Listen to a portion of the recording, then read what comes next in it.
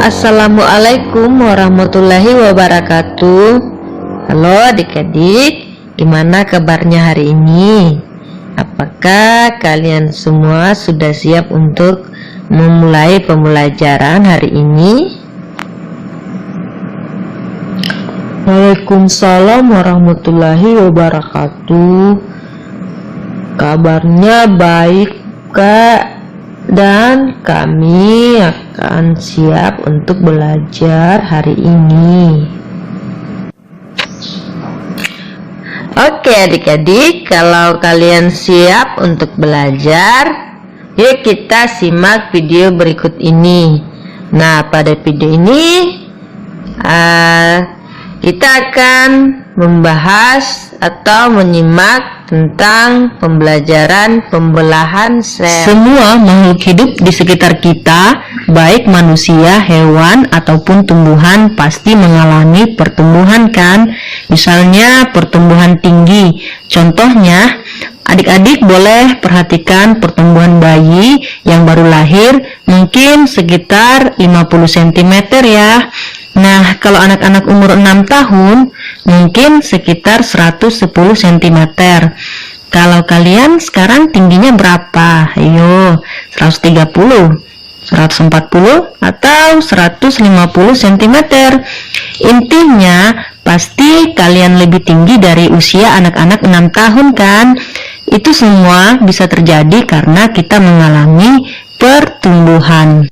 Pertumbuhan pada makhluk hidup dapat terjadi akibat aktivitas seluler di dalam tubuh kita, seperti sel-sel pada tubuh kita yang terus mengalami pembelahan sel atau yang sering dikenal dengan reproduksi sel, yaitu merupakan suatu kegiatan perbanyakan sel yang menyebabkan sel jadi tambah banyak, besar, dan juga berat. Lalu, kenapa ya sel harus mengalami pembelahan adik-adik? Adik-adik, pembelahan sel memiliki 3 fungsi utama. Yang pertama, pembelahan sel berperan di dalam reproduksi sel. Fungsi ini identik dengan makhluk hidup uniseluler atau makhluk hidup bersel satu seperti amoeba atau protozoa yang memperbanyak diri dengan cara pembelahan biner. Yang kedua, pembelahan sel berperan dalam pertumbuhan suatu organisme. Pada masa pertumbuhan sel-sel, kita akan terus mengalami pembelahan dan menyebabkan tubuh suatu organisme menjadi semakin tinggi dan semakin berat. Fungsi yang ketiga, pembelahan sel berperan dalam regenerasi sel. Nah, adik-adik, kalian pernah terluka kan? Nah, ketika terluka, bagian-bagian sel tubuh menjadi rusak. Nah, tahukah kalian bahwa di mana luka itu bisa menjadi pemicu banyak aktivitas loh, misalnya aktivitas bakteri yang bisa membuat luka kita menjadi infeksi. Nah, untuk menghindari hal tersebut, maka bagian tubuh yang terluka tadi secara otomatis akan membelah untuk menutup luka tersebut.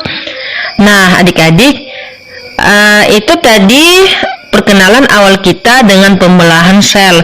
Ya adik-adik, ternyata tinggi badan kita yang terus bertambah adalah hasil dari proses pembelahan sel. Oh iya adik-adik, kalian tahu tidak kalau pembelahan sel itu terbagi menjadi 2 loh, yaitu pembelahan mitosis dan pembelahan meiosis. Nah, untuk mengetahui lebih jauh, cek video selanjutnya.